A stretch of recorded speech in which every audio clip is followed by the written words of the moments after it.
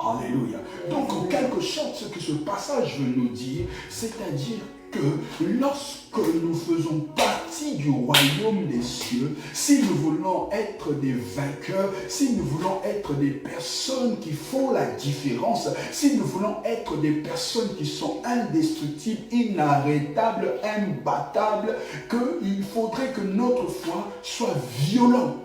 Amen. Alléluia. Amen. Alléluia. Amen. Il faut que notre foi soit violente. Si notre foi n'est pas violente, bien aimé, les choses ne vont pas s'arranger, les choses ne vont pas changer. Arrêtons de nous complaire, de dire que notre situation est bien comme cela, notre situation nous satisfait, notre situation nous arrange. Non, il faut que si tu veux voir le changement, il faut que si tu veux voir la réalisation des promesses que Dieu a à ton égard, il faut que ta foi puisse être violente. Sinon, rien n'arrivera. Amen. Alléluia. Alléluia.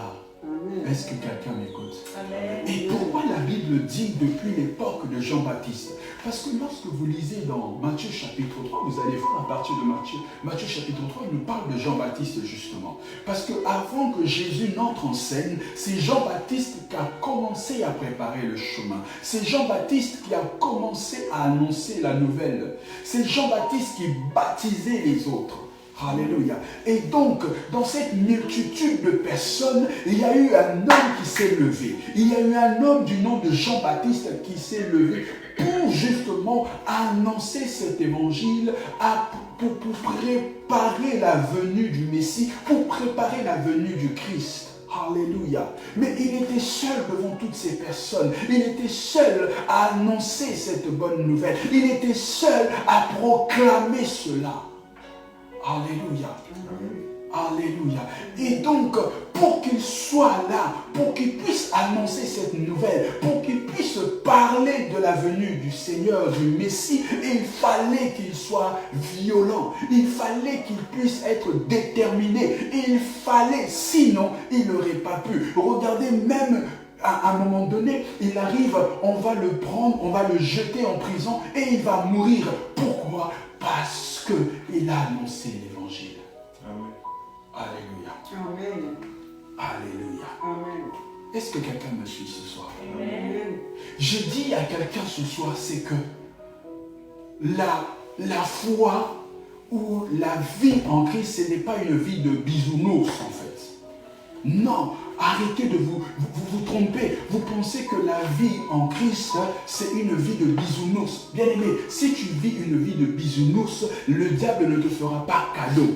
Il y aura des choses que tu ne vivras pas. Tu ne vivras pas pleinement ton héritage. Il y a des promesses que tu ne toucheras pas. Pourquoi? Parce que la vie chrétienne, la vie en Christ n'est pas une vie de bisounours. Alléluia. Parce que si tu veux vivre la promesse de Dieu, si tu veux réaliser les plans de Dieu pour ta vie, il faut qu'arrivé un moment, tu puisses engager et que ta foi soit violente. Parce que sans violence, rien n'arrivera. Et c'est pourquoi, quand vous lisez la Bible appelle Jésus le lion de la tribu de Juda. Alléluia. Quelqu'un me suit ce soir? Amen. La Bible appelle Jésus le lion de la tribu de Juda parce qu'il est de la tribu de Juda. Et donc on l'appelle le lion de la tribu de Juda. Le lion, c'est celui qui est le roi dans la jungle. Le roi, le lion plutôt, c'est celui qui fait trembler tous les autres animaux. Le lion, il ne recule jamais devant l'adversaire. Le lion, c'est celui qui attaque. Le lion, c'est celui qui fonce. Le lion, c'est celui qui avance. Le lion, c'est celui qui est violent.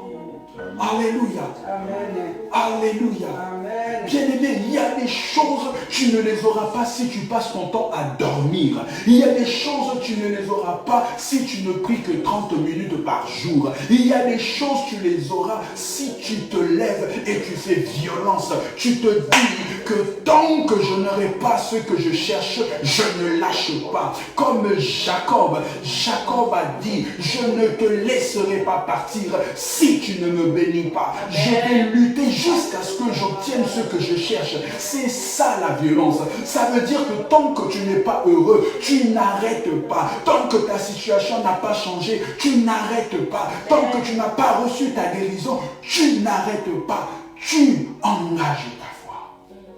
Alléluia. Amen. Alléluia. Amen. Bien-aimé, le diable ne te fera pas cadeau. Le diable ne nous fera pas cadeau. Le diable, il n'y a qu'un seul langage qu'il comprend, c'est la violence. Oui. Le diable ne comprend pas par la douceur. Il ne comprend pas par la douceur.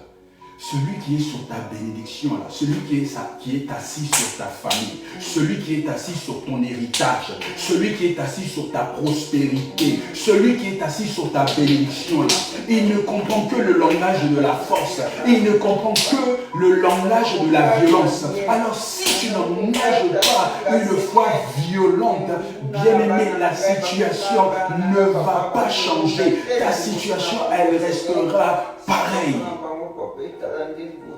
Alléluia. Alléluia. Alors c'est pourquoi ce soir je suis venu réveiller une personne. Je suis venu réveiller un frère. Je suis venu réveiller une sœur. Jusqu'à quand vas-tu continuer à dormir?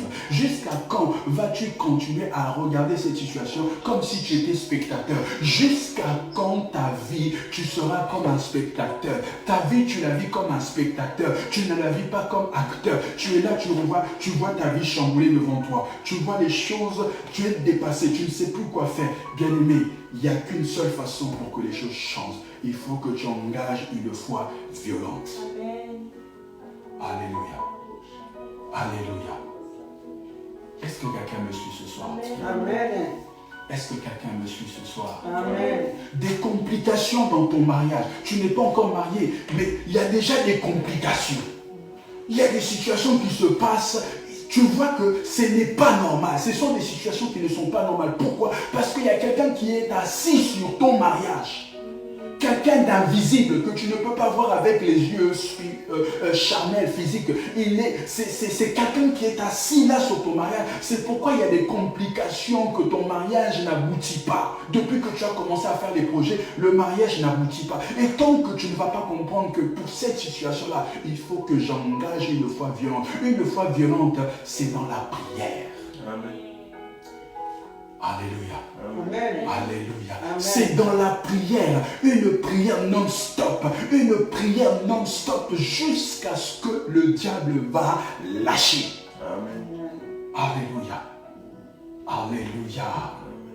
Est-ce que quelqu'un me suit ce soir? Amen.